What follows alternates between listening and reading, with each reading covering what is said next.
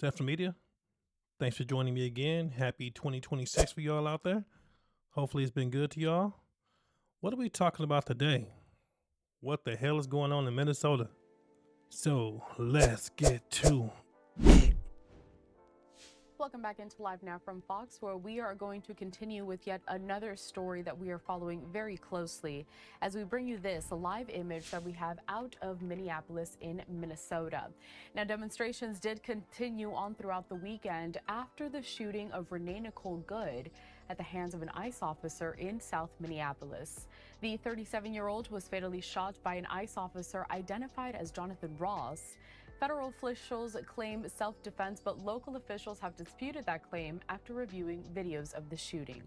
Let's talk a little bit more about where this investigation stands and how the case is going to go moving forward. So joining us now is criminal defense attorney Brian Claypool. Brian, good morning. Hi, good morning. Great to be with you, Carol. Of course. All right, so let's just break it down for our viewers first, though. When we talk about a situation and a case that involves federal officers within city jurisdiction, how does this normally? First off, what do y'all think about the protesting? Do you think there's better ways to get the point across, or do you agree with the community being out there trying to hinder the ICE agents from doing whatever they're there to do, which is to get the immigrants away? What do y'all think about that? Are y'all on the side of the community or the ICE agents are just doing their job? Like, what do y'all think? Out, and what's the involvement like between local and federal officers? Yeah, just to let you know, too, by way of my background, I have been involved over the last decade in at least 10 officer-involved shootings throughout the state of California in 6 different counties across the state. So I have a pretty good grasp of how these cases are handled. And what you have in Minneapolis is a shooting that involves both potential federal civil rights violations. That would be under the Fourth Amendment for what's called an unreasonable search and seizure. So that's why the FBI and the DOJ are involved in the investigation. Then also you have a potential for state claims, because remember, in an officer-involved shooting case like this, you can be prosecuted in both state and federal court. And the state charge, in this case, if it's ever brought, would likely be a second-degree manslaughter, which means homicide by negligence. And then back to your question, typically in a situation like this, it would be a joint investigation with both federal authorities likely taking the lead, but state investigators would also be allowed to participate in that. Didn't Trump say they're gonna have immunity for any killings they done? Didn't he say that? So I wonder if that's gonna hold up, or if Trump was just talking. This can be pretty interesting. Investigation, and then they would share the evidence that would then lead to the state and Fed making independent decisions on whether the ICE agent is prosecuted. And that kind of sets the stage for this next question, because we have heard that right now federal investigators are not allowing those local investigators to get in to this entire case. They're going to conduct it on their own. And so local attorneys are kind of pushing back on that, because obviously they want to be part of all of these findings and what's going to come out of this. So what exactly are state and local investigators going to do at this moment? Are they allowed to do anything now that federal agents have decided to completely take over? Carol, this is unprecedented. I have never seen a shooting death case involving a police officer here or a government agent like an ICE agent where one jurisdiction takes over the investigation and does not allow the other jurisdiction. So I have never seen this before. I personally don't think it's a good idea, because like I just said, you have a potential to have charges brought both by the state and the federal government. So this is odd. I don't know what recourse the state would have. Potentially, the state attorney general might file some type of legal document asking for possibly an injunction to enjoin the federal government from just doing an independent investigation on its own, to allow the state to join in on the investigation as well. And Brian, obviously, a lot of the witnesses are going to be important when it comes to how this investigation moves going forward. So I'm going to play out some of the video that we've had. Of course, a lot of cell phone video has continued to pour in from different perspectives given that incident that happened. So I'm going to play this first one here. Just kind of showing it here on the screen. Brian, talk to us about the importance of getting all of these different angles and really how. Do you think the officer was, well, the ICE agent was in fear of his life? Or do you think he overreacted? Like, what do you think? 'Cause we're about to see it right now. Attorneys are going to be able to piece together what happened based off of all of these videos. For one, do the ICE agents often use their cell phones as camera footage? Because the one that did the shooting is holding his camera right now. That's how he's getting the footage right now. Well, yeah, let's talk a little bit about what evidence needs to be gathered in a shooting death case involving an ICE agent. There's a lot of different evidence. Let's start with the video evidence you're talking about. You've got the ICE agent actually videotaping with his phone. You've got Miss Good's partner. To me, it looked like she was just trying to leave because she turned her wheel away from the ICE agent. He was right there. You seen her turning her wheel to get that way.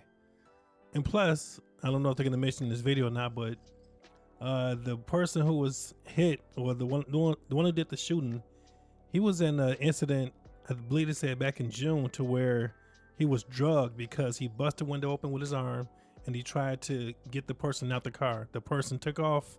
He should be, I guess, scared of vehicles. He should have a high alert when it comes to vehicles because he was already in a vehicle incident. But it didn't seem like it bothered him right here because he was walking right in front of the car or the truck. Videotaping with her cell phone. You need to glean what happened in the minutes or hour leading up to the confrontation. And then I think an important component of this case, that could be one of the most important parts of it, is what's called a shooting reconstruction. What do I mean by that? I've seen it many times in my cases, where you hire a forensic shooting reconstruction expert. What do? They are able to take the vehicle, Correll, the vehicle is an important piece of evidence, and you look at where the bullet entered the window, and then you use that in conjunction with the autopsy report. The autopsy report is going to dictate where the bullet entered Miss Good's head. Was it the front of her head? Was it the side of her head? Was it the back of her head? And what's the trajectory of that bullet? Why is that important? Because in an investigation like this, every individual shot is analyzed separately. You don't just clump the 3 shots here separately. There were 3 shots. It's my understanding the first shot missed, the second shot hit, the third shot missed.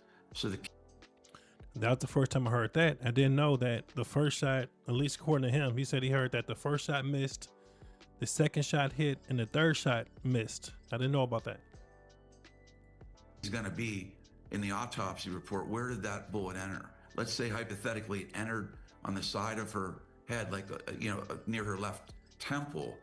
That's extremely important, because then an argument could be made that at the time that shot was fired, that Good's SUV, or her van, had already passed the officer. Because think about it, the bullet would have to enter coming through the window like this, and that arguably the ICE agent was not in an imminent position of grave bodily harm at the time. And then one other thing I've been thinking that this whole time. For him to shoot a shot in front of the vehicle and then 2 more on the sides, whatever, like the shot on the sides, he can't say he was in danger because at that point he was clearly out of danger. That's crazy. Looking at here are past training records of the ICE agent. And then another thing would be complaints. Have there been any citizen complaints or internal affairs investigation of the ICE agent to see whether over the past decade there were any complaints, for example, of this ICE agent using excessive force? What should people keep in mind when it comes to the protections that ICE agents have and what they're allowed to do under their particular set of rules? Yeah, great question. So the governing rules involving an ICE agent's behavior in an apprehension like this are through the Department of Homeland Security.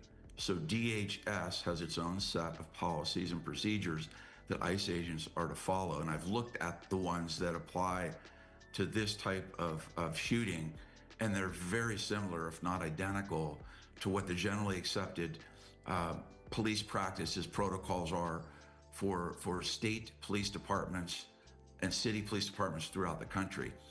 And what do I mean by that? Well, the core policy that would be involved here, Carell, would be, in my opinion, two things. One is what is the proper police protocol in approaching the vehicle? We haven't talked about that. And by the way, not a lot of people in the country are talking about that. What they're doing is they're just focusing on, was the ICE agent able to deploy deadly force given this situation? But let's talk quickly about what led up to that. Typically, when you're pulling a vehicle over, and here you hear the ICE agent saying, "Get out of the car." So they wanted Miss Good to get out of the car. Why is that important? Because if you want to pull somebody out of a car, most policies across the country do not warrant you going right up to the car. It's dangerous to go up to the car. Right. Why walk in front of the vehicle? Aren't you I'm not saying you're asking for it, but aren't you asking for it? Like, you don't have a car bulletproof vest on. You don't have that. So why would you walk in front of the vehicle in a hostile situation? That doesn't make any sense. Especially if you've been through an incident with the vehicle before. It really makes no sense. Of the car, because then you could be dragged by the vehicle if the vehicle then accelerates, right? And another thing, you're not supposed to be standing in front of a vehicle or an SUV in this situation as well. Why? Because if the vehicle accelerates, you could be hit. So the most proper protocol in pulling somebody over in a car and wanting them out of the car is approaching at an angle behind the left driver's side of the door. And then you have another ICE agent that would go around Miss Good's vehicle, right? And then look through the window, the passenger side window, for example, to determine whether the driver has a weapon. That's usually what you do on the other side, to look through, and then they communicate on whether there's a weapon. That didn't happen here, but I'm not sure that will be dispositive. I think what's going to be dispositive is the second component that I want to talk about, which is what's the DHS policy on shooting your gun at a moving vehicle. And it's pretty clear, much like all the state and local police practices, that you're not supposed to shoot at a moving vehicle unless there is no other way. So you're not supposed to shoot at a moving vehicle. He's breaking like every single rule. Every single rule, he's breaking it. That you can get out of harm's way. And that's going to be really, I think, the central issue here. And why is that policy nationwide? Because of crossfire. Think about it here, Carell. You had two bullets that missed. Somebody could have been on the other side of the vehicle, and they could have been hit and possibly killed as well. So what do you think about that? That was pretty tough, right? Now, mind you, two things can be wrong at the same time. Okay, she was definitely wrong for driving off with a cop/ICE agent in front of your vehicle, or in close proximity of your vehicle, because he wasn't necessarily in front of it. He was barely in front of it, to be honest. But mind you, okay, so she shouldn't have drove off. All right, because you're putting yourself in danger with that. Plus, you can hurt somebody potentially. Plus, you're putting your life in the hands of his moral makeup. You're putting your life in jeopardy, because you know these people have guns. They may be, antsy to let one off. Like, who knows? Who knows, right? So she was definitely wrong with that. Like, what's that saying they say? You play stupid-ass games, win dumbass prizes. It's one of those incidents, I swear. She shouldn't have drove off, right? Mind you, the outcome should not have been death. Okay, but, because I've always believed in, when it's your turn to play your hand, play the best hand you can. The best hand she could have played was to just go ahead and comply. Just comply. Why are you out there anyway? Don't you have a wife and a child at home? Well, no, the wife is out there. Don't you have a child at home? So they was already foolish to begin with, okay? You have your vehicle and these people have guns. We know who's going to win that battle. She's definitely wrong for that. She gambled and she lost, to be honest. Now the ICE agent, what the hell is wrong with this guy? Do you think the comment with her wife saying, "Go and get you a sandwich, big guy," you think that's what tipped him off to where he was ready to let a few of them off? Huh? Now, the lawyer mentioned that, you're not supposed to fire in front of a vehicle. If you're standing in front of a vehicle, for one, you shouldn't be in front of the vehicle, okay? Because like I mentioned earlier, he was already in a car incident, so you think that he would be aware of cars at this point, not be in front of cars during hostile situations, which it was, in which he was. So this is the second car incident. According to the lawyer, he's not supposed to be in front of the vehicle and fire a shot, okay? And then once you're out of danger, you're not supposed to shoot either, because he wasn't in danger when he shot to the side. And there was 2 shots in. Like I said, according to the lawyer, he missed the first one, connected with the second one, and missed on the third one. Now, who knows what those other 2 bullets ended at? Just foolish as hell. So he broke all types of laws. Now, he wasn't he holding a cell phone when he shot the first shot off? And is it protocol for the ICE agents to be recording? Like, what the hell is that, man? Like, is he a civilian or is he an ICE agent? Like, what's going on? But yeah, he broke all types of rules. He was clearly not in danger when he was firing on the side. Now, I don't know if I mentioned this when I was watching the video, but if a car is coming in front of me, let's say I'm dead center of the car. If it's speeding towards me, if I had artillery on me, it's still easiest to jump out of the way. Because you could shoot the car coming at you and they could still hit you, right? So if he was clearly concerned, fearing for his life, his first reaction would have been to jump out of the way. The reason why he fired that shot in front of the vehicle, because he knew he wasn't at risk of being hit. He knew that because he stood his ground and fired a shot, then moved. And if you're that comfortable with standing still, grabbing your gun, fire a shot, that means you're not at risk of being in danger. Because he could have just stepped to the side. He only got to dive. He could have stepped to the side and that would have been good enough. He wouldn't have been hit and she wouldn't have lost her life. Simple fix, man. Simple fix. So what do y'all think about that? Do y'all think what Trump said is going to stand up? Far as if they kill in the line of duty, that they will not suffer any consequences. They'll have immunity. Do you think it's gonna stand up in spite of him breaking the laws? Oh, and I didn't get to that part. So at the end of the video, after he shot her 3 times, y'all might have heard it, but he called her an effing B. You shot this woman dead in the head and called her a effing B at the end? Whoa. That alone should better put him in jail. That alone, he wasn't remorseful. He wasn't saying, "Damn it, I just killed somebody." He wasn't thinking that. He called her effing B after he shot her in the head.